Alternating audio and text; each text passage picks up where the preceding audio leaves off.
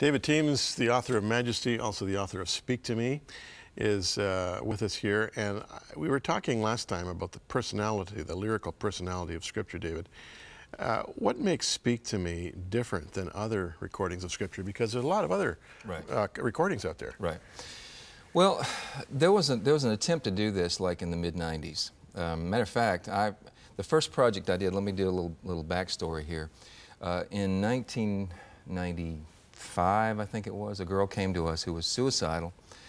She had been to counselors, Christian counselors, and just was not able to break through of her depression. And so she came to us. I didn't know what to do. I was a psychology major in school, but I was not qualified to deal with this. But I had the thought, or those wonderful accidents that tend to happen between yourself and God.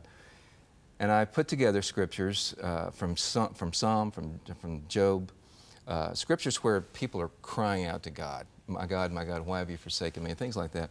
I threw scriptures together like that and went for the poetic weight of Scripture, again, like with Speak to Me, and put whatever music I could find, George Winston, ocean sounds, any kind of ambient sound, and I put it on a really crude cassette, gave it to her. She listened to it over and over again and began to come out of her depression. And I noticed that we had something here, but I thought there would be tons of this kind of stuff in the marketplace. Well, there wasn't. Well, my project got around, and so a company, I'm not sure how it happened, but a certain record company actually did a series like that. I won't name the company, but what they did, they used a very large voice, the voice of a pulpit, speaking the big scriptures. In the beginning was the Word, and that's fine, that's wonderful, there's nothing wrong with that.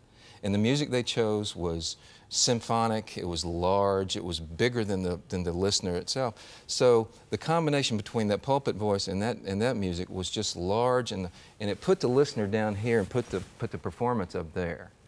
And mine did just the opposite. And so when we came to Speak to Me, I wanted for the voice to be below the listener and the music to be present and absent at the same time. And it takes great artists to pull that off. So Phil Kagi and Tom Hemby, a session player in Nashville, they pull that off. But the big difference is the position of the listener themselves. The voice that they hear on Speak to Me is the voice of humility.